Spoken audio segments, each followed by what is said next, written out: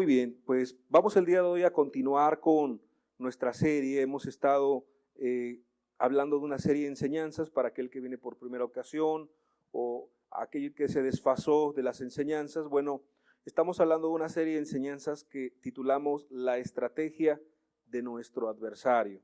La estrategia de nuestro adversario. ¿Sabe quién es nuestro adversario? ¿Usted quién cree que es nuestro enemigo? ¿Quién? Satanás, el diablo, el mentiroso, dice la Escritura. Y entonces este que es nuestro adversario tiene una estrategia para destruir a aquella persona que quiera acercarse a Dios. Tiene una estrategia para destruir a aquel que es cristiano y tiene una estrategia para destruir a aquel que ya en sí tiene problemas, dificultades, dolencias, etcétera. Y entonces hemos estudiado ya varias enseñanzas. Esta es la 10ª enseñanza en nuestro ciclo. La semana pasada, recapitulando un poco, hablábamos de cómo nuestro adversario viene y quiere meternos en un afán, quiere meternos en ansiedad. Y el afán y la ansiedad opacan el amor de Dios hacia nuestras vidas. No nos dejan ver bien la buena voluntad que Dios tiene para con cada uno de nosotros. No nos dejan ver con claridad los propósitos que Dios tiene en esta tierra y también en la eternidad. Entonces el afán es algo muy peligroso. Si alguien no tuvo la enseñanza, no la escuchó, la puede conseguir con los hermanos de la librería. Ellos lo van a estar viendo, ¿verdad?, de aquí a unas semanas. Entonces, esa es la enseñanza que tuvimos la semana pasada. El día de hoy quiero dar lectura a este libro, el libro de Job. Por favor, en la escritura, el libro de Job, capítulo 4, versículo 5. Esto es cuando los amigos de Job empiezan a decirle a Job acerca de todas las calamidades, de todas las dificultades que tuvo este hombre que perdió, ¿verdad? Ya lo hemos estudiado, perdió su familia, perdió sus bienes materiales, perdió su lujo, perdió su salud, perdió todo en cuestión de un día, probablemente 2 a lo mucho. Job perdió todo, pero no perdió una cosa, no perdió su integridad, no perdió la fe en Dios. Y en Job 4:5 dice la Escritura, mas ahora que el mal ha venido sobre ti, le están diciendo a Job, te desalientas. Mas ahora que el mal ha venido sobre ti, te desalientas. Seguramente cuando nos va mal en la vida, seguramente cuando pierdes el empleo, cuando pierdes la salud, cuando tienes dificultades, cuando tienes problemas en tu matrimonio, en tu familia o en tu salud, o en cualquier situación económica, ¿verdad?, o en una decisión en la vida, pues la persona tiende a desalentarse, tiende a desanimarse. Y cuando ha llegado hasta ti, te turbas. ¿Qué? El mal. Cuando viene el mal, cuando viene la dificultad, cuando vienen los problemas, no solamente nos tendemos a desalentar, sino también a turbar. ¿Qué es turbar? Bueno, como una perturbación del alma, como un desasosiego, como ya no estar concentrados en las cosas que tenemos que estar concentrados. El subtítulo que hemos el día de hoy puesto a esta enseñanza es cuando Satanás viene a nuestras vidas como aquel que nos desanima y nos desalienta. Satanás en el desánimo o en el desaliento. Y vamos a leer cuánto puede ser el desaliento para una persona. Primera de Reyes, capítulo 19, versículo 4. Fíjate bien lo que dice la Biblia. Y él se fue por el desierto un día de camino, y vino y se sentó debajo de un enebro, deseaba morirse, dijo, basta ya, quítame la vida, pues no soy yo mejor que mis padres. Es decir, este santo hombre de Dios, un hombre que está aquí puesto en la Escritura como una persona importante, como una persona que aún pudo tener una relación cercana con Dios, y ahorita vamos a ver cuán cercana, está diciendo, basta ya, oh Dios, quítame la vida. ¿Usted se ha sentido tan abrumado en algún momento de su vida como que ha pasado en su mente la tentación, la idea de no vivir? En algún momento la problemática le ha llegado como una avalancha, ¿verdad? Le ha llegado como un montón de problemas en un solo instante, económicos, problemas familiares, problemas de salud, problemas de deudas, problemas de esto, de lo otro, desánimos, traiciones, situaciones diversas que son contrarias a nosotros, y le ha llegado a usted el momento de desear o de pensar siquiera en por qué estar aquí en esta tierra. que sería mejor no estar en esta tierra, sería mejor quitarse la vida, o para qué nacer, o por qué estar aquí, o es muy complicado, es muy difícil.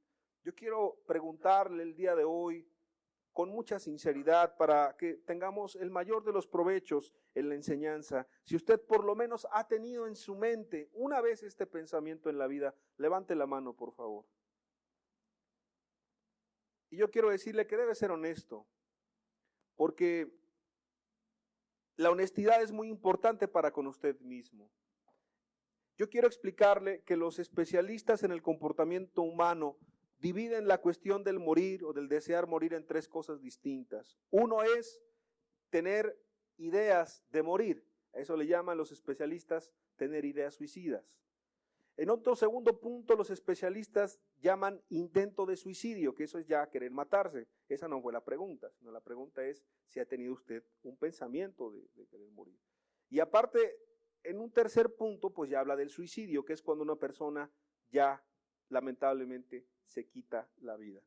Yo quiero decirle que muchas personas, yo estoy convencido que la mayoría o casi todos, han tenido por lo menos una tentación en su mente de ya no vivir. En un problema, en una dificultad, que se sienten tan mal, tan tristes, tan frustrados, y más después de una decepción tal vez, la gente desea morir. Ahora, yo quiero preguntar, ¿este deseo de morir vendrá de Dios o vendrá de alguien más? ¿Viene de Dios?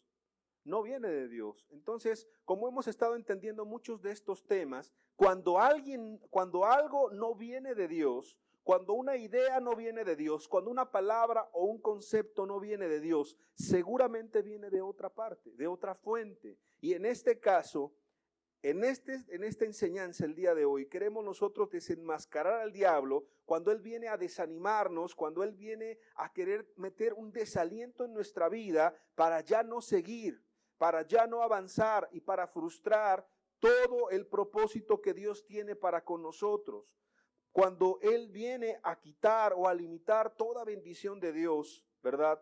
En ocasiones viene como alguien que te desanima y te susurra al oído, ¿para qué seguir? ¿Para qué esforzarse? ¿Para qué trabajar?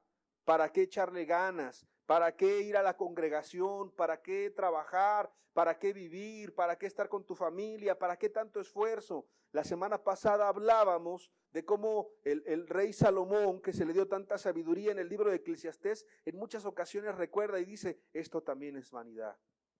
El trabajo, esto y aquello, esto también es vanidad. Que tú mueras y otro disfrute de tus bienes materiales, eso también es vanidad. Que tú trabajes tanto para que en un momento te quiten todo económicamente, gente que no ha trabajado por ello, eso también es vanidad. Todo eso viene contemplado en el libro de Eclesiastés. Que a la gente mala parece que le va bien y a la gente buena le va muy mal, eso también es vanidad. Todo eso viene contemplado en el libro de Eclesiastés. Pero fíjate que el libro de Eclesiastés en sí te está hablando y te está expresando de una persona que ve la realidad de la vida, pero la ve muy cruda, la ve muy fuerte, la ve como el día de hoy, tú y yo, al abrir un periódico, puede ver una noticia y usted coménteme, las noticias que usted ve todos los días en el periódico o que escucha ahí en la televisión o en el internet, ¿le tienden a dar ánimo o más bien le tienden a desanimar? Usted dígame, a desanimar. Y que ya hubo un accidente en carretera tal, y que ya hubo un levantamiento, no sé cuántas personas, y que unos secuestros, y que asaltos, y que robo, y que un presidente municipal no sé qué cosa hizo, y que un diputado no sé qué, y que un expresidente no sé qué. ¿Sí o no? Eso es lo que leemos todos los días en el periódico. Eso tiende a desanimarnos. Y yo quiero decirle que el diablo utiliza toda esta información en nuestra contra. ¿Para qué? Para desanimarlos del camino cristiano, para desanimarnos de nuestra existencia. Yo quiero decirle que para vivir todos los días hay afán, para vivir todos los días hay dificultades, o el afán quiere venir, las dificultades quieren venir, pero también tomando el tema de la semana pasada con tiende a venir un desánimo. A mí me llama mucho la atención que la Biblia emplea estos términos tan reales. La Biblia no le pone maquillaje a los personajes. La Biblia no trata de quedar bien con las personas. Te habla del gran profeta Elías. Sí, tú sabes de cuál estoy hablando, del que oró y Dios hizo que cayera fuego del cielo y avergonzó a todos sus enemigos. Lo vamos a ver un poco más adelante. Pero en ese contexto lo abre tan humano, lo abre tan sencillo, lo abre como es, que en ese momento, yendo de camino, vino delante de Dios y se sentó y le dijo a Dios, mira Dios, ya no quiero vivir, quítame la vida, yo no soy mejor que mis padres, yo no soy mejor que la gente que estuvo antes que mí, yo no soy mejor que los demás, ya no quiero vivir, porque la Biblia dice que deseaba morirse. De alguna manera el que escribe este libro recapitula cuál era la experiencia de Elías en ese momento. Así es que si tú te has sentido en esa situación, o últimamente el diablo ha venido a tentarte, ¿verdad? Con la idea de por qué tantos problemas y por qué tantas dificultades, yo te quiero decir que tú no eres el único que ha vivido eso. Me quiero atrever a pensar que la mayoría, si no es que todos, hemos en algún momento tenido esa tentación de parte del diablo. ¿Para qué vivir? ¿Para qué estar aquí? ¿Para qué tantas molestias? ¿Para qué tantos gastos? ¿Para qué tanto trabajo? ¿Para qué tanto sacrificio? ¿Para qué tanto esfuerzo? Pero es ahí cuando tenemos que tener cuidado. Yo quiero decirle que el suicida no tiene un buen final. Yo quiero explicarle que aún la religión ha malentendido la cuestión del suicidio. Yo quiero decirle que hay falsos maestros que explican algo contrario a lo que la Biblia dice del suicidio. El suicidio nunca será una salida adecuada. ¿Y por qué le predico esto? Porque obviamente cuando una persona se desanima, va a tener en algún momento, si no cuida su mente, si no cuida su salud, si no cuida su vida espiritual, va a tener el intento suicida, que es el segundo paso que te comentaba, y al final, en el tercer paso, puede terminar suicidándose. Yo quiero explicarle que para el suicida ya no hay regreso, ya no hay retorno, y no hay perdón de los pecados. No hay perdón por ese pecado porque es un pecado del cual no se puede arrepentir, no se puede apartar, ya no se puede confesar, ya no lo puede aborrecer.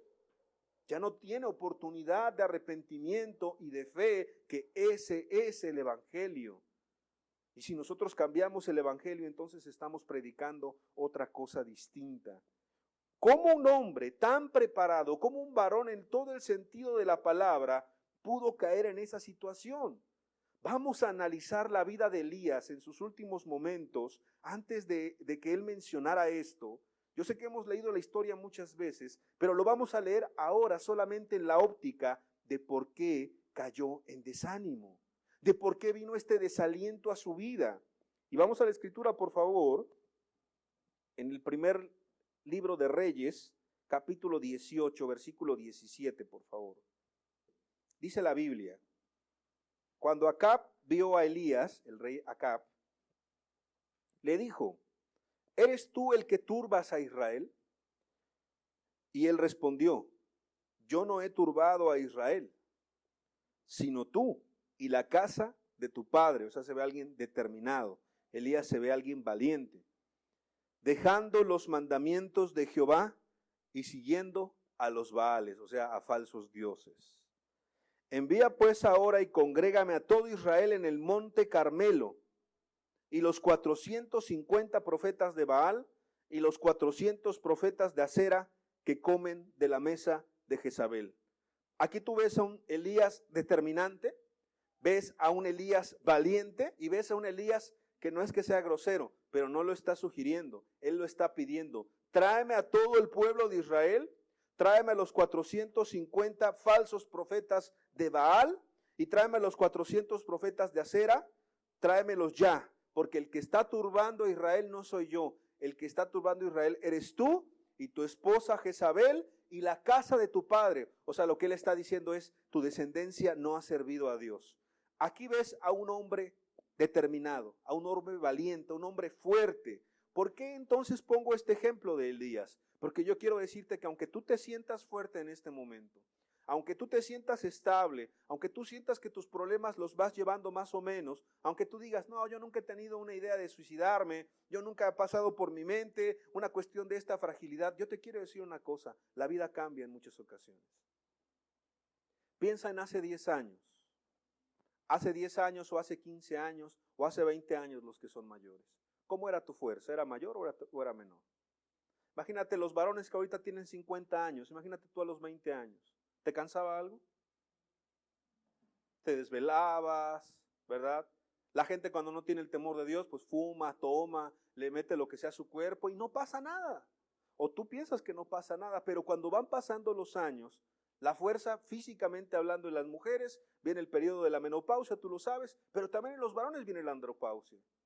Y hay un bajón en la fuerza, y ya no es la misma concentración, y te desvelas un día, ¿y qué pasa? Ya al día siguiente te sientes mal, ya te sientes todo enfermo, te duele la cabeza, porque esto es natural en la vida de la persona.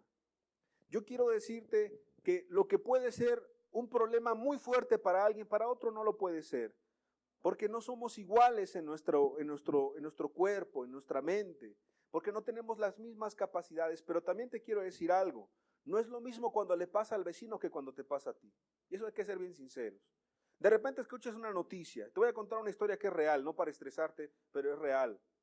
Viene una serie de situaciones a la vida de una persona. De repente pierde su vehículo, le chocan su vehículo en una semana. A la otra semana lo intentan secuestrar y a la otra semana se muere un familiar. Tú escuchas esto y tú dices, qué triste, qué lamentable.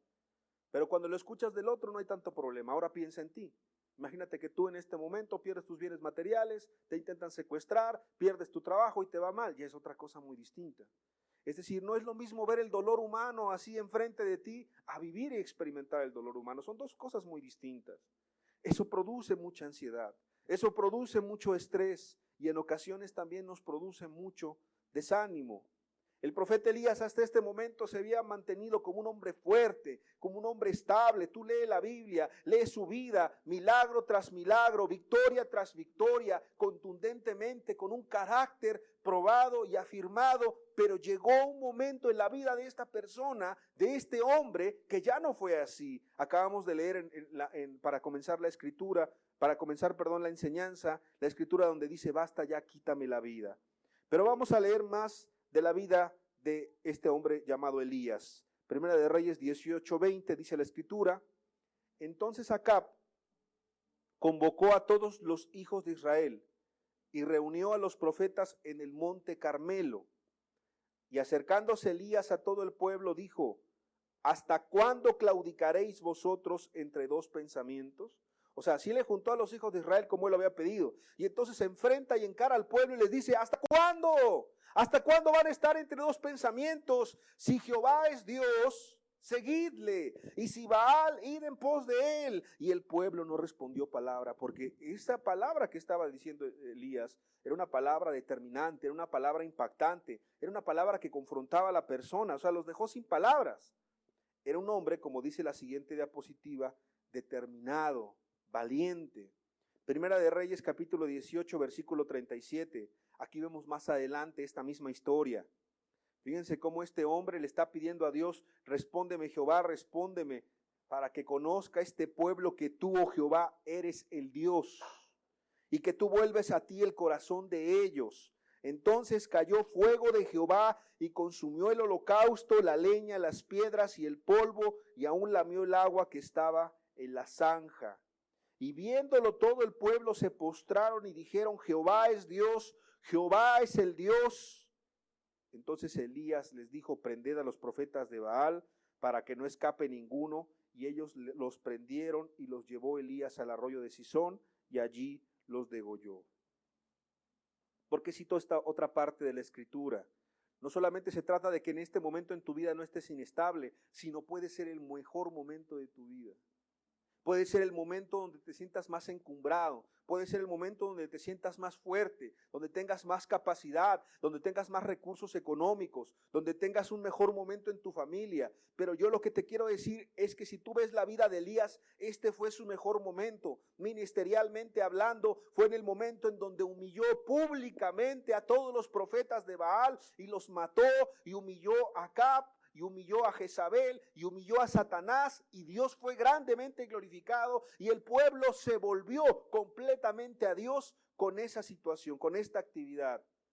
Yo te quiero decir que en este momento, cuando tú lees hasta aquí la Biblia, tú dices, oye, ese Elías ya nada más falta que le salgan alas y que se vaya al cielo rápidamente, porque es un hombre que está determinado a predicar el evangelio. Yo quiero decirte también que si en tu vida te has sentido en algún momento fuerte o te sientes fuerte, la vida da muchos giros.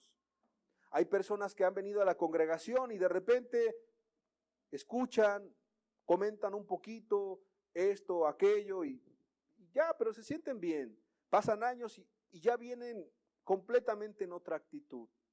Ya la persona dice, perdí a mi esposa, perdí a mis hijos, yo me congregaba pero ni me importaba, o igual las esposas, perdí a mi esposo, perdí esto, perdí el trabajo, me fue mal en el negocio, ahora que todo me va mal, ahora sí quiero buscar a Dios. Y mucha gente se molesta y dice, pero ¿por qué la gente busca a Dios cuando le va mal?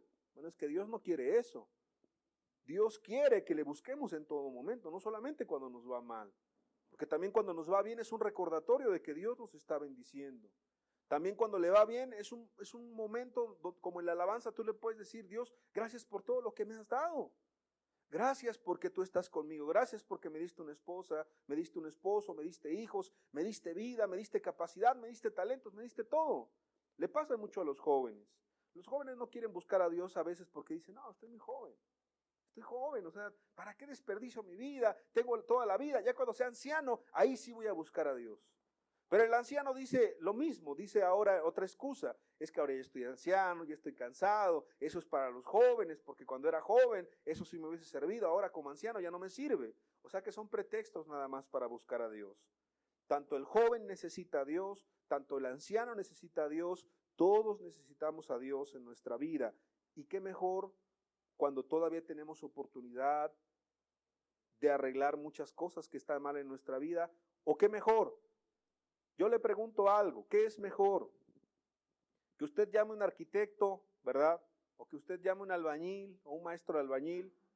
Cuando usted ve que hay una gotera y usted ve que eso es peligroso, o cuando pasaron años y esa gotera se convirtió en un hoyo, ¿cuándo es mejor llamarle al profesional? ¿Cuando está la gotera o cuando está el hoyo? Usted dígame. Pues cuando está la gotera. ¿Qué le va a salir más caro? Pues cuando está el hoyo. ¿Qué le va a traer más problemas? Pues cuando está el hoyo. Ahora yo le quiero decir una cosa, le va a costar más, pero sí va a poder. Y también esto no es para desanimar ni desalentar a nadie. Yo sé que muchos de los presentes hace años escucharon de Dios. Yo sé que Dios se ha acercado a nuestras vidas. A lo mejor tú eras pequeño y te llevaban a una escuela dominical, o te llevaban a una religión, o te llevaban a la católica, o a la evangélica, o lo que sea, pero ahí empezaste a escuchar de Dios, o te leían la Biblia. Y sí, a lo mejor los adultos eran hipócritas y no representaban bien a Dios, pero de una o de otra manera te empezaste a acercar a las cosas de Dios. Y ahora que tienes la edad que tienes, 20, 30, 40, 50 años, 70 años, y tú puedes decir, híjole, ¿por qué no le hice caso a los consejos que me dieron? ¿Por qué no le hice caso a la Biblia? ¿Por qué no le hice caso a esas personas que me enseñaban? Etcétera, etcétera, etcétera. Pero también puede pasar lo contrario. Alguien puede decir, yo me siento bien, yo nada más con venir y escuchar la palabra ya me siento mejor, no quiero ningún cambio, no quiero ningún esfuerzo, no quiero ningún sacrificio, no quiero ningún compromiso con Dios. Bueno, Dios no obliga a nadie, pero también todo lo que el hombre en este momento está sembrando, en algún momento lo va a recoger. Y yo quiero decirte que si tú estás en tu vida no pensando en Dios, sino estás pensando en ti y después en ti y tercero en ti y en último en ti, o sea, estás viviendo una vida egoísta, tarde que temprano vas a recoger eso. Oye, cuando un esposo empieza a tratar mal a la esposa, imagínate, le empieza a maltratar y a maltratar y a maltratar, o una esposa a su esposo, y la esposa no le hace caso al esposo, no lo obedece, no lo atiende, no lo cuida, no tiene tiempo para él. Le pasa mucho con el esposo, pero también puede pasar con la esposa. Dime, ¿qué va a pasar? No se necesita ser mago, ni genio, ni profeta para poder decir qué va a pasar. 1, 2, 3, 4 años, ¿qué va a pasar con esa pareja? Se llevan mal, se faltan al respeto, hacen espectáculos en la calle. ¿Qué va a pasar con esa pareja? Ustedes díganme qué va a pasar. Se van a dejar. Se van a amargar. Y en los últimos de los casos se divorcian. Y hay gente que ni se divorcia y de repente ya está con otro hombre y con otra mujer y ni siquiera se han divorciado. Y hay gente que se divorcia o no se divorcia y ya va por el tercero o por el cuarto hombre, ¿sí o no? Y en esta idea yo quiero decirte que para Dios no hay imposibles. Dios puede arreglar la vida de quien sea. No estamos juzgando o desechando a nadie, pero lo que estamos diciendo es, uno se complica bastante la vida. ¿Por qué? Porque no cuidó el matrimonio.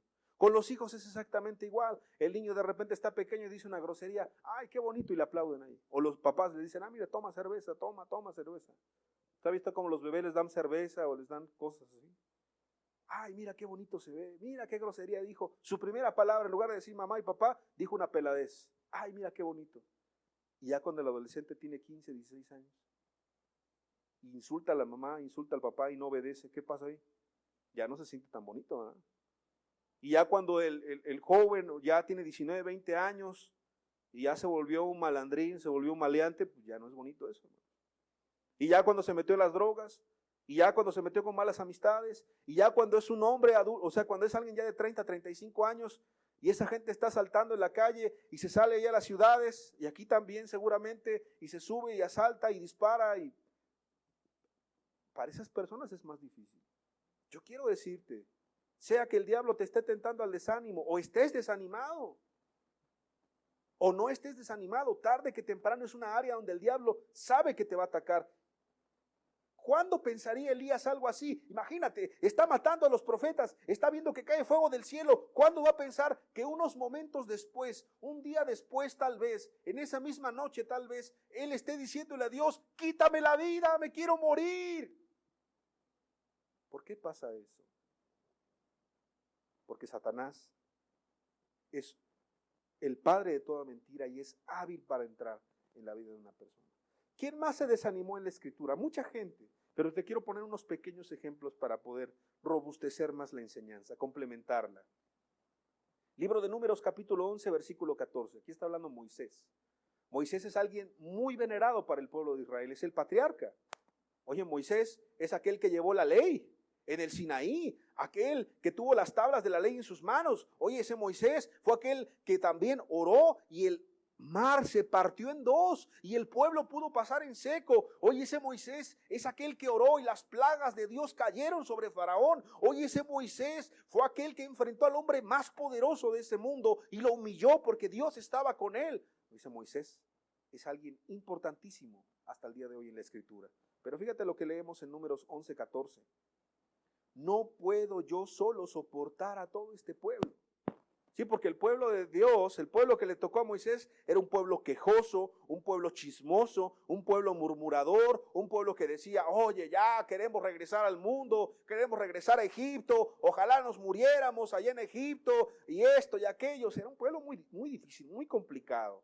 Pero en algún momento de desesperación Moisés dijo esto, no puedo yo solo soportar a todo este pueblo, que me es pesado en demasía. Y si así lo haces tú conmigo, yo te ruego que me des muerte. ¿Qué está pidiendo Moisés? ¿Qué está pidiendo? Que lo mate.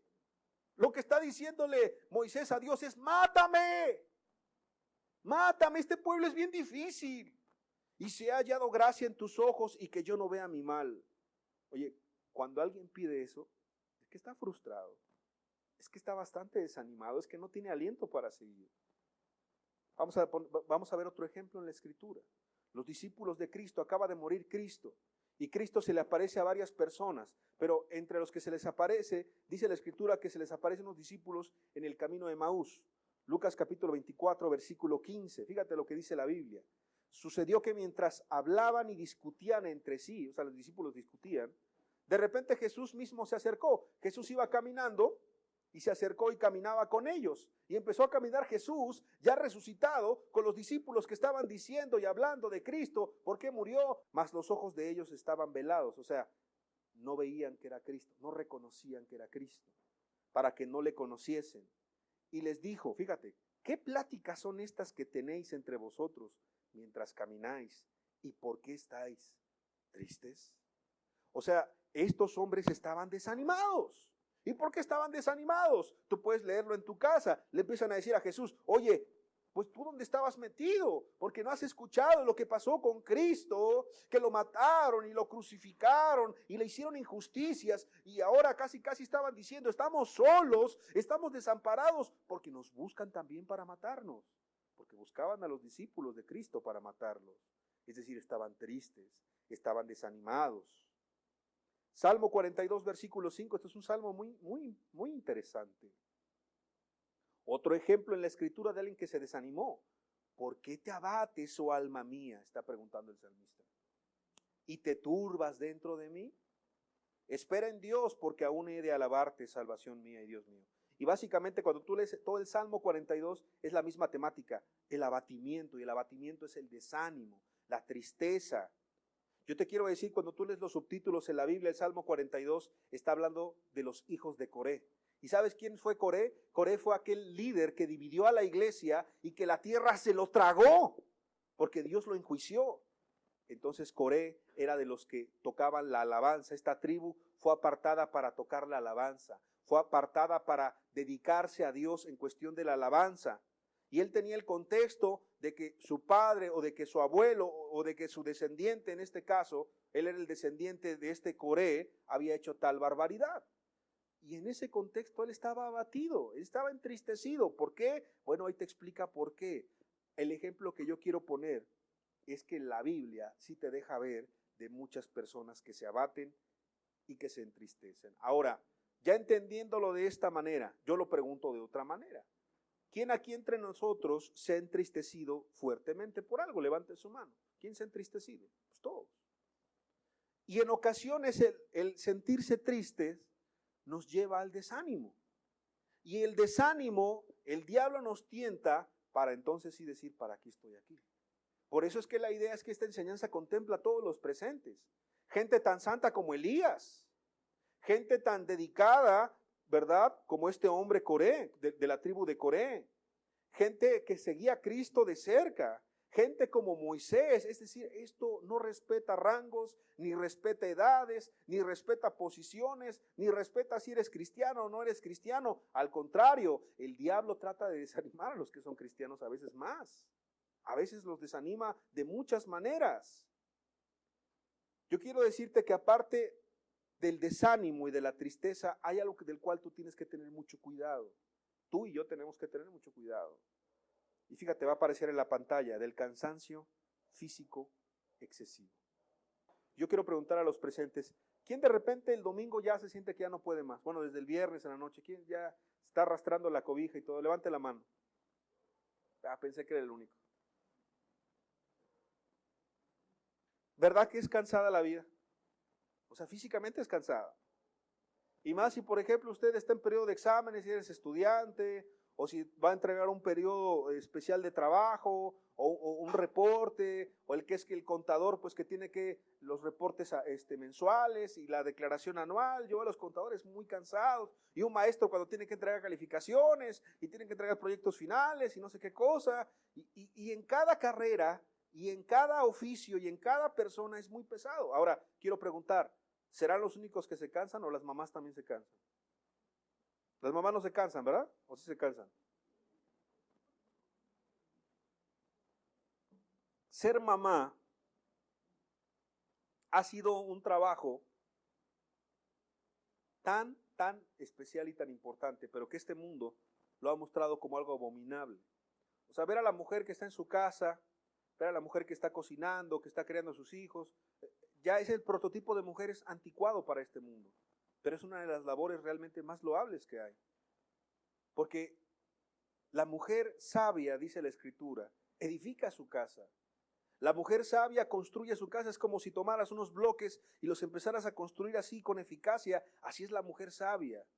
La mujer que es emprendedora, la mujer que es trabajadora, pero también la mujer que es sabia con sus hijos, que es sabia con su esposo. Y ese modelo, ese prototipo que la Biblia dice, para el mundo eso no sirve. Para el mundo es una mujer anticuada, para el mundo eso no es de alabarse, y al contrario, la Biblia lo exalta. Pero ¿qué decir de cualquier oficio también de los varones? Ser, por ejemplo, taxista, ser carpintero, ser plomero, ser electricista, ¿es cansado o no es cansado? Es bastante cansado. Hay competencia en todo. Oye, de repente tú eres plomero y de repente ves ahí como 100 anuncios de plomería. O eres electricista y como 100 anuncios de electricista. Y contador y administrador y abogado y lo que seas. O sea, el mundo es muy competitivo.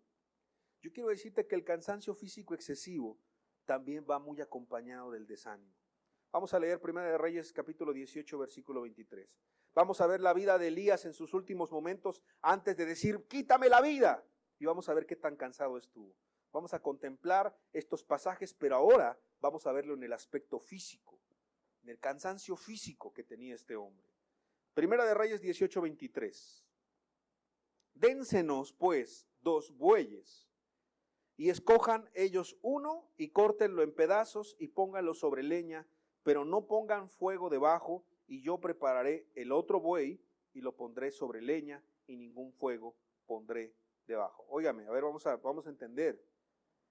Elías acaba de encarar al rey de Israel, imagínate, como que si tú encararas aquí ahorita al presidente de la República y le digas, no por un ánimo partidista, sino que tú le digas qué es justo y qué es injusto. No por quedar bien con los hombres, sino que tú en tu conciencia le digas, esto es justo o esto es injusto, y que tú le hables de las injusticias. A cualquier gobernador de este mundo habría que hacerlo con mucho respeto. Pero Elías, aún con respeto, lo hizo respaldado por Dios. Imagínate, encararte con el rey en ese instante, donde él te podía cortar la cabeza al instante, donde te podía matar por desacato, por rebeldía o por lo que sea, él te podía matar. Imagínate encarar a todo el aparato gubernamental de su tiempo, él solo, claro, con el respaldo de Dios. Cómo ya venía, ¿verdad?, estresado, cómo ya venía con cierta presión, pero ahorita el cansancio físico es el que vamos a analizar. Imagínate cortar un buey. Oye, si cortando aquellos que venden pollos y cortando un pollo, un muslo y una pierna, te cansas.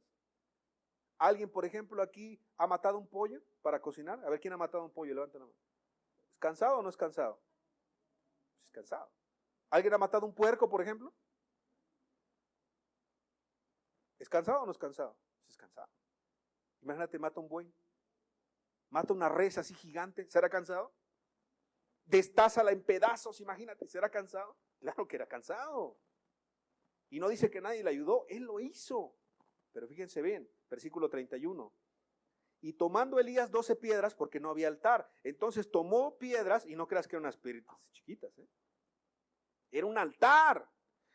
Ahí se iba a adorar. Entonces tomó 12 piedras, conforme al número de las tribus de los hijos de Jacob, el cual había sido dada palabra de Jehová, diciendo, Israel será tu nombre, y edificó con las piedras un altar en el nombre de Jehová. Después hizo una zanja alrededor del altar. Imagínate, ya cortaste al buey, ya pusiste las piedras, ahora haz una zanja alrededor del altar en que cupieran 2 medidas de grano, o sea, no era una zanja. Preparó luego la leña. ¿Alguien ha ido a cortar leña? ¿Alguien ha preparado la leña? ¿Eso es cansado o no es cansado? Es muy cansado. Y cortó el buey en pedazos y lo puso sobre la leña. O sea, este hombre había trabajado bastante. Pero fíjense, vamos a entender esto que estamos leyendo. O sea, este hombre venía cansado, este hombre venía estresado, este hombre venía fatigado. Y luego de eso, dice la Escritura, vamos a una de las diapositivas anterior, Primera de Reyes 18:40, es la diapositiva número 6, por favor. Y en Primera de Reyes capítulo 18, versículo 40, fíjense lo que dice la Biblia. Entonces Elías les dijo, prended a los profetas de Baal, pero fíjate, para que no escape ninguno. Y ellos los prendieron y los llevó Elías al arroyo de Sisón y allí los degolló. ¿Quién los degolló? Elías.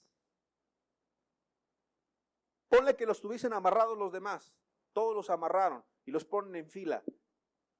Cortarle la cabeza a 400 hombres, ¿será cansado o no cansado? Muy cansado.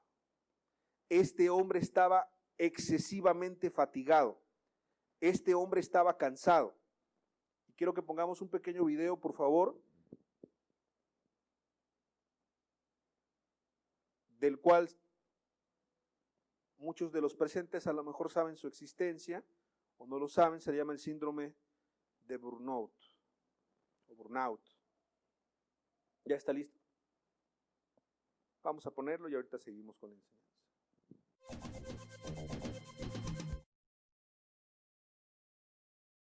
¿Se siente cansado incluso antes de leer esto? El exceso de trabajo o síndrome del agotamiento profesional amenaza a los empleados sometidos a fuertes presiones o a un estrés constante. El trabajo, de hecho, invade totalmente su vida personal, social y psíquica. Las señales de alarma son trastornos de sueño, fatiga crónica, irritabilidad, migrañas, problemas de espalda, pérdida de memoria, síntomas de depresión, ataques de ansiedad o de pánico. Probablemente se recurra a sustancias adictivas, alcohol, tabaco, somníferos, ansiolíticos. El síndrome, que antes se manifestaba en personas cuya actividad implicaba un significativo contacto con gente, como los maestros o profesionales médicos, afecta hoy en día a todas las categorías profesionales. No le sirve de nada gritarle a sus colaboradores o lanzar el ordenador y los informes por la ventana. El único remedio es dejar de trabajar y acudir a un médico. Recomiendan también establecer sus límites y sus prioridades, compartir su trabajo y hablar con sus colegas y tomar vacaciones antes de estar agotado. Es interesante este síndrome de burnout porque se empezó a estudiar en este síndrome de burnout, se empezó a estudiar que la gente ya aun cuando descansaba ya no descansaba. Entonces, aún esto de tomar vacaciones, cuando ya tienes este síndrome no te ayuda de nada. Tomas descanso 3, 4, 5 días y sigues igual de cansado. O sea, te está diciendo de tomar vacaciones antes de que caigas en el agotamiento físico. Esta palabra es una palabra que es una mezcla de dos palabras y es básicamente como que te quemes, como que te agotes excesivamente y ya no sientas ánimo para hacer nada. Entonces, va muy de la mano el cansancio físico con el desánimo. Me atrevo a decir, en la lectura de este pasaje de Elías, que Elías ya había caído en un agotamiento tal y en un desánimo tal que cayó en una depresión temporal, no crónica, pero cayó en una depresión temporal, el cual, la depresión si es una de sus características, lo podemos leer en cualquier libro de psicología o preguntarle a un psicólogo y él te va a decir, la persona que está en una depresión, por ejemplo, cuando las mujeres tienen sus bebés, ¿han escuchado de la depresión posparto? ¿Alguna de las hermanas o mujeres les ha dado depresión posparto? Levante su mano. Pues a varias, sin pena, es algo natural. ¿Tú decides tener depresión posparto? No. Pues ¿quién va a pedir eso? Es algo horrible. Muchas mujeres les da y a muchas mujeres no les da. Entonces, en ese sentido, lo que Elías está experimentando son una mezcla de cosas. Está muy estresado, está muy fatigado físicamente y está en una ansiedad terrible. Ahora, ¿por qué? No era poca cosa lo que él estaba enfrentando. Fíjense, Primera de Reyes capítulo 19, versículo 1. Acab, el rey, que había hablado con Elías, dijo a Jezabel la nueva de todo lo que Elías había hecho. ¿Qué había hecho? Pues todo lo que ya estudiamos. Y de cómo había matado a espada a todos los profetas. Entonces envió Jezabel a Elías un mensajero diciendo, así me hagan los dioses, con D minúscula, y aún me añadan, si mañana a estas horas yo no he puesto tu persona como la de uno de ellos. O sea, ¿qué está diciendo? Te voy a cortar la cabeza.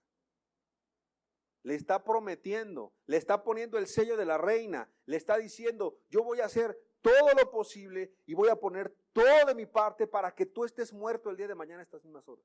Oye, ¿eso no producirá estrés y ansiedad? Claro que sí. Yo quiero decirte que entonces este hombre entra en ese estado. Ahora, para ir terminando y para ir aplicando a nuestras vidas, porque el diablo así es. Yo quiero decirte que el diablo va a ocupar el cansancio físico cuando tú no te cuidas, cuando tú no te guardas, cuando, muy importante, aunque no es el tema del día de hoy, cuando no guardas un día de reposo. Yo quiero preguntar a los presentes, ¿alguno de ustedes guarda un día para descansar? No somos abatistas y diciendo que debe ser el sábado, o no somos de la gente que dice que tiene que ser el domingo, pero la Biblia dice que sí hay que guardar un día de reposo. Tú guardas un día de reposo. Descansas completamente un día, dejas de trabajar, dejas de fatigarte, dejas de esforzarte, descansas, tienes un tiempo para con Dios, para con tu familia. Si tú no estás descansando lo necesario, o sea, tú puedes caer en un agotamiento como el que estamos viendo en el video. El video lo enfoca a lo laboral, pero no solamente es en lo laboral, también una ama de casa puede quemarse, puede tener este síndrome, también una persona que predica lo puede hacer, un doctor, la gente que está en mucho contacto con las personas, mucho trabajo, mucho esfuerzo, mucho estrés. Dicen los especialistas que hay que procurar no trabajar más de 8 horas, pero cuando tú tienes que ir en una ciudad grande a un trabajo y te transportas 2 horas de la mañana y 2 horas en la noche, ya no trabajas 8 horas, ya trabajas 10, 12 horas, porque también el trasladarte es parte del trabajo. Y cuando hay gente que en su trabajo es de confianza, entre comillas, yo no sé qué confianza, más bien debe ser de desconfianza, la gente trabaja 12 horas, 15 horas. Y luego la gente dice, ¿por qué estaré cansada? Porque trabajas todo el día.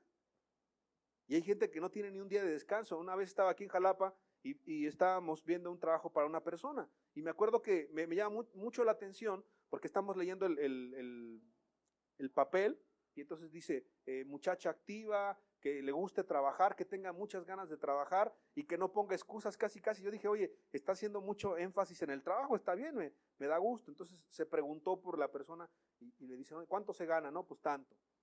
¿Y de qué hora a qué hora? No, pues que de tanto de la mañana, 9 de la mañana, 9 de la noche, o sea, todo el día. Wow.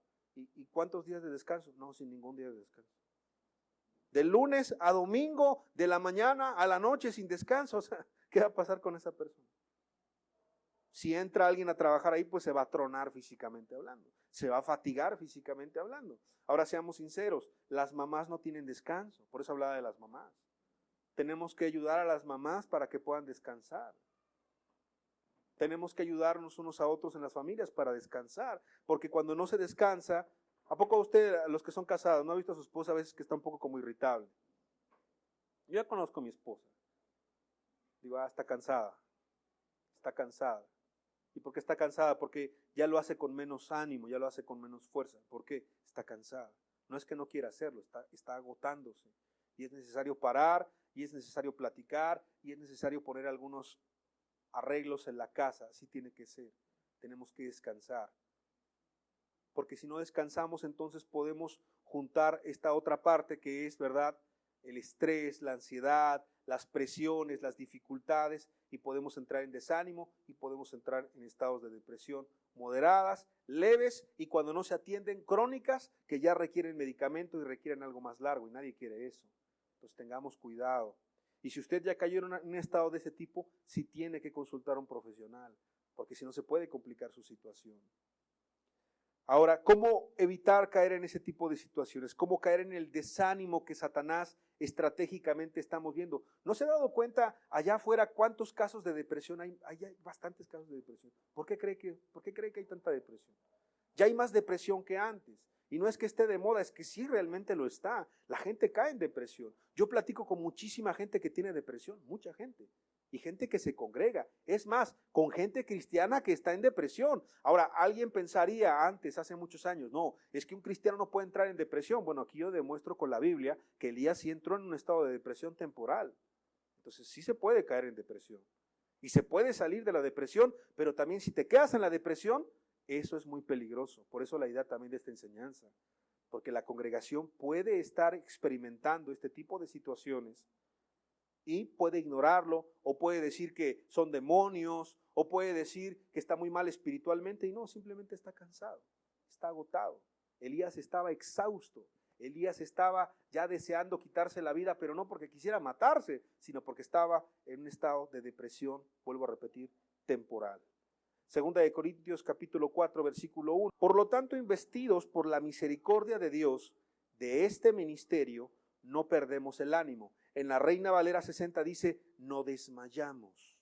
Pero aquí en esta versión dice, no perdemos el ánimo. ¿Por qué? Porque cuando da el contexto de la palabra desmayar, la Reina Valera 60, lo que da a entender la palabra es perder el ánimo, perder la expectativa, perder la visión, perder la fuerza. No perdemos el ánimo. Segunda de Corintios 4, 16. Y por eso no perdemos el ánimo. ¿Cómo diría la 60? Y por eso no desmayamos. Sino todo lo contrario, pues aun cuando nuestro hombre exterior se va desmoronando, la Reina Valera 60 dice, se va desgastando, pero sí o no, a veces sentimos como que nos desmoronamos. ¿Ha visto una galleta cómo se desmorona? ¿Un pan cómo se hace así? Sí o no, a veces uno está tan rendido que se siente como que se desmorona. Tiene un problema tan grande que siente como que se deshace. Pues la verdad yo así a veces me siento, como que me desmorono físicamente hablando. Pero bendito Dios que dice, mira, aunque el hombre exterior se va haciendo así como polvito, no importa, porque nuestro hombre interior se va renovando día tras día. ¿Cuál es el hombre interior? Es la vida en el espíritu, es el alma.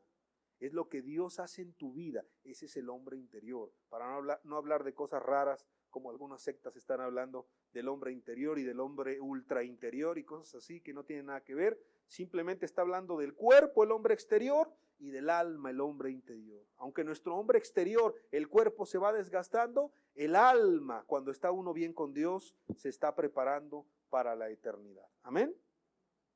Muy bien. La respuesta contra el desánimo. ¿Alguien quiere la respuesta contra el desánimo? ¿Sí o no? ¿No? ¿Sí? Muy bien. Es muy sencilla para ir concluyendo. Pero antes de llegar a la respuesta contra el desánimo, quiero que preparemos el otro video. Yo quiero explicarle por qué es muy peligrosa la depresión. No es un juego. La depresión es algo peligroso. No es la enseñanza de la depresión, pero sí me gustaría decirle que ni es bueno estar en depresión, pero tampoco es pecado estar en depresión. Se tiene que salir de la depresión porque si estamos en depresión, si estamos tristes, si estamos desanimados, vamos a ser tentados por Satanás en pensamientos horribles. Pensamientos de no querer vivir, pensamientos de no querer ir a trabajar, pensamientos de no querer esforzarse. Ahora, no se confunda. Según los estudios de los especialistas, pues aquel que es flojo, pues siempre es flojo. Pero cuando alguien está en un síndrome de burnout, cuando alguien es trabajador, cuando alguien es emprendedor, cuando alguien le echa muchas ganas, cuando alguien de repente te cocina muy rico la esposa y todo, y de repente la esposa ya no hace las cosas con ganas. Y de repente aquel que era bien trabajador, llegaba bien temprano, ya no le interesa su trabajo. Aquel que era bien cumplido, bien puntual, ya no tiene ánimo de trabajar. Si ese hombre siempre fue muy trabajador y de repente cambió, seguramente él puede tener un agotamiento tremendo. ¿Cómo lo notas? Que antes sí era esforzado y ahora no es esforzado. Ahí te das cuenta. Pero si alguien no tiene ganas de trabajar y antes tampoco, no, ese más bien es un flojo. Ese lo que tiene que es arrepentirse de la flojera, de la ociosidad y tiene que pedirle ayuda a Dios para que se esfuerce en llevar el pan a su casa día con día. Pero bueno, vamos a ver por qué la depresión es peligrosa. Antes de poner el video, yo te quiero decir una cosa. La Escritura dice, y yo le voy a creer a la Escritura, que obviamente cuando una persona peca, puede ser perdonada por Dios, pero solamente si cumple dos características. Una es si se arrepiente de ese pecado y cree en el Señor Jesucristo. Ahora, lo que usted va a ver es un reportaje, es una entrevista de dos hombres que están diciendo algo que es completamente incorrecto. Pero vamos a ver lo que ellos dicen, por favor.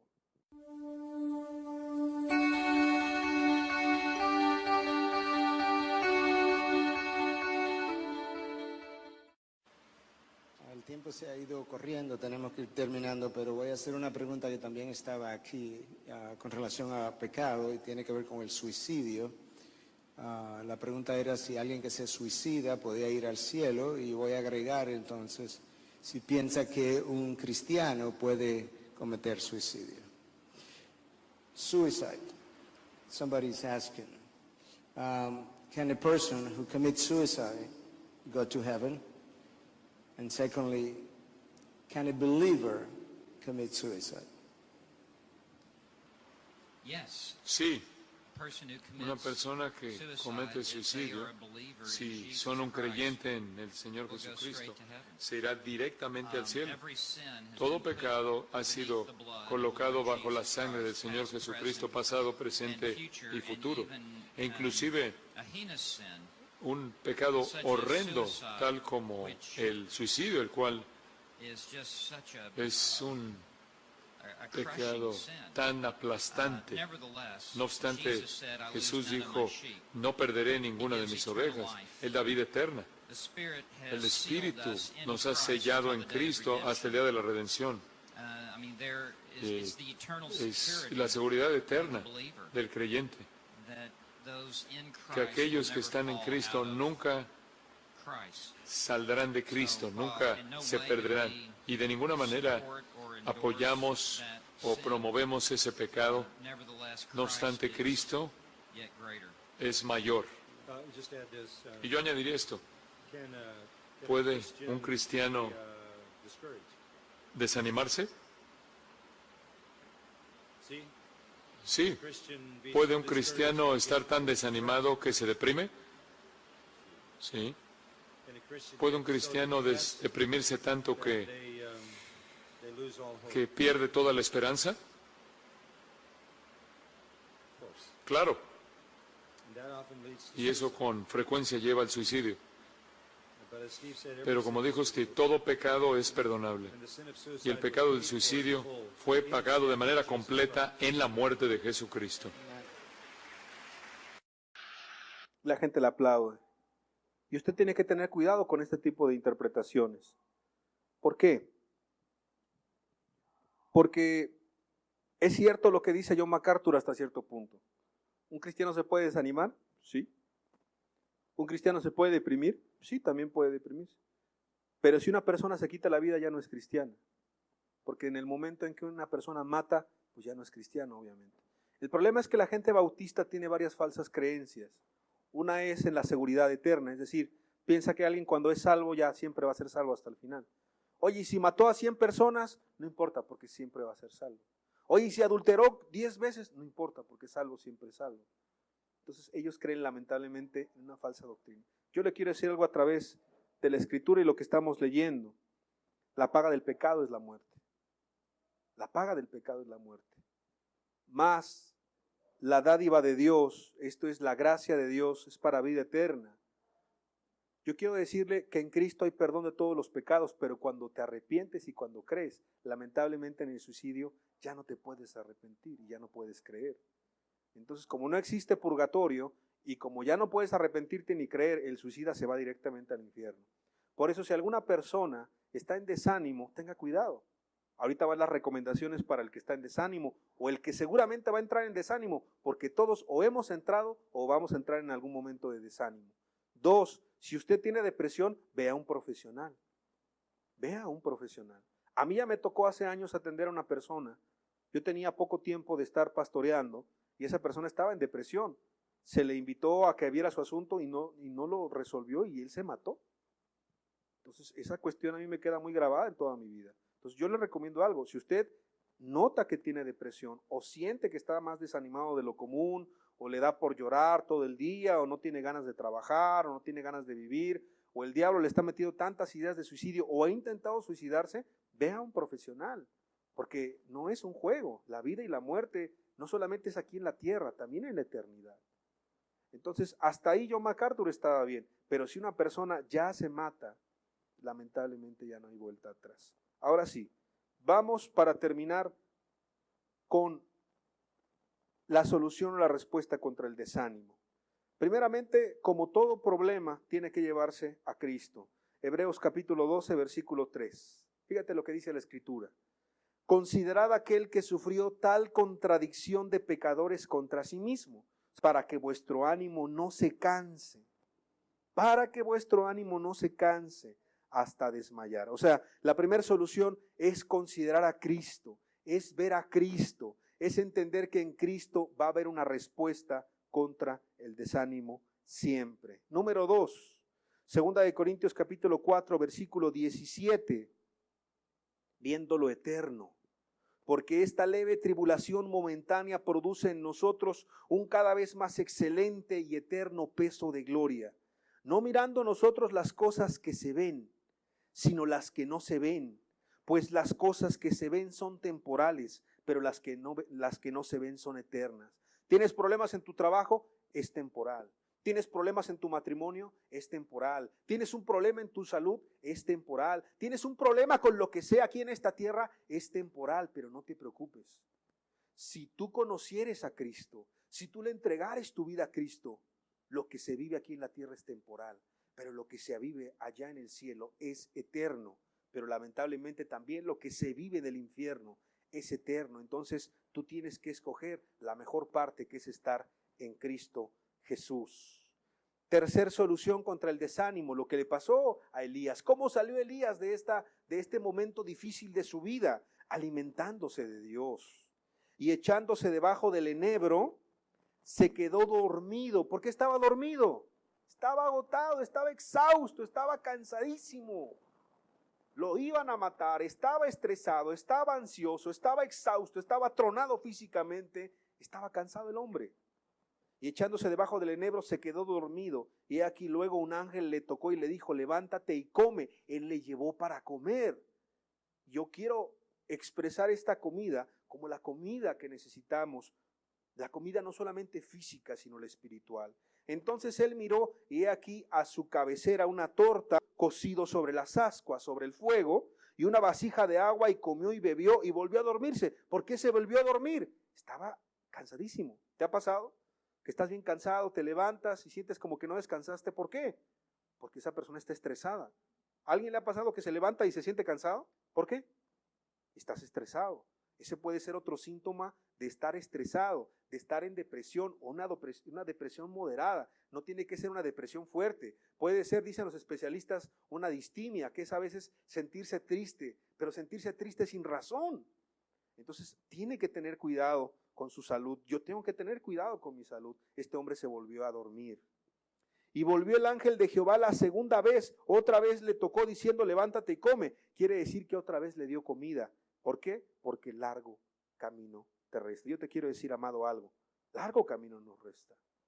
La vida que Dios tiene para nosotros en esta tierra, Él la determinará, pero la vida que está allá en la eternidad, no terminan las cosas en el plano terrenal, sino que todo va a la eternidad. Primera de Reyes, capítulo 19, versículo 8. Vamos a ver si sirvió este alimento, ¿verdad? Alimentarse, el fortalecimiento que Dios dio a Elías.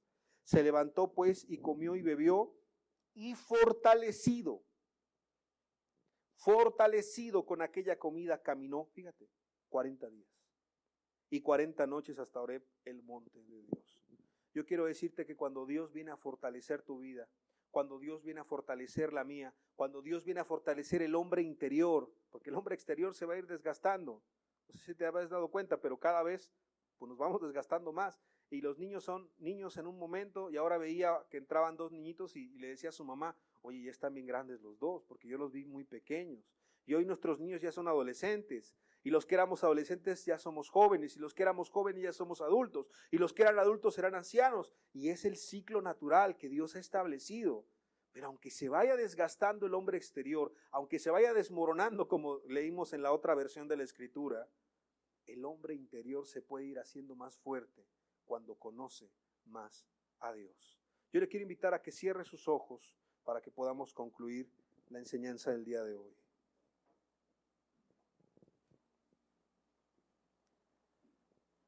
Usted puede ser sensible a Dios al final de esta enseñanza. Usted puede abrir su corazón con Dios. No es necesario que sea sincero con los hombres en este momento, porque usted está hablando con Dios. Ahí sea sincero con Dios primeramente. Sé sincero contigo mismo. ¿Te has desanimado últimamente? ¿No has tenido ganas ya de venir a la congregación? ¿No has tenido ganas ya de abrir la Biblia, de preguntarle a Dios algo, de orar? ¿No has tenido ganas de ir al trabajo? ¿No has tenido ganas de hacer alguna labor? Lo sientes tan rutinario. La cotidianidad te tiene tan estresado, te tiene tan abrumado, te tiene pero tan desmotivado que ya no quieres seguir. ¿O has pensado en no seguir? De repente volteas y ves los problemas en tu casa y dices, híjole, puros problemas. Volteas y ves al trabajo y dices, más problemas. Volteas y ves a tus familiares, a tus tíos, a tus abuelos, primos, ves más problemas por todas partes. Tal vez haya aquí entre nosotros alguien enfermo y diga, híjole, ya, ¿para qué vivir? Ya mejor morir. Yo quiero decirte algo de parte de Dios el día de hoy. No escuches al diablo. No escuches al diablo y sus mentiras, porque él es un mentiroso. Él vino para robar, él vino para matar y él vino para destruir. Pero la Escritura dice que Cristo vino para darnos vida, y esa vida es una vida eterna en abundancia. Aunque el hombre exterior se vaya desmoronando, se vaya destruyendo, el hombre interior puede ser más fortalecido el día de hoy. Necesitamos a Cristo. Necesitamos, como dice el libro de Hebreos, considerar y ver al autor y consumador de la fe, ver a Cristo, para que nuestro ánimo no se canse y no desmayemos. Necesitamos mirar a Cristo, mirar lo eterno. Necesitamos alimentarnos de Dios y de su palabra, de su presencia, en su Santo Espíritu. Necesitamos mirar a Dios por sobre todas las cosas. Ahí en tu lugar, tú puedes sincerarte con Dios. Tú puedes decirle, Dios, la verdad, yo sí he dejado que el diablo me ataque en esta área. Yo sí he dejado que el diablo me desanime, me desaliente. A lo mejor no me había dado cuenta, pensaba que era normal, pero hoy veo que no. Y hoy veo que el desánimo es peligroso, El desánimo me puede llevar a la depresión y la depresión me puede llevar a la muerte y la muerte como suicida me puede llevar al infierno. Yo no quiero eso. Dios no quiere eso para ti. Dios no quiere eso para nadie de los presentes. Y aunque las cosas sean difíciles, y aunque no haya trabajo, y aunque no haya salud, y aunque la higuera no florezca, no importa, Dios está con nosotros. Gracias porque tú vienes y nos hablas en medio de nuestras grandes necesidades. Que aprendamos a descansar en ti, Señor. Que aprendamos a cobrar aliento en nuestra alma, en tu presencia. Que nos cuidemos del desánimo y de aquel que nos viene a desanimar. Que nos cuidemos en nuestra mente, nuestra alma, en nuestra vida. Gracias porque tú vienes en el momento indicado a nuestras necesidades. Gracias por cada persona, por cada familia aquí representada. Sea bendito tu nombre. Gracias, Señor Jesús. Amén.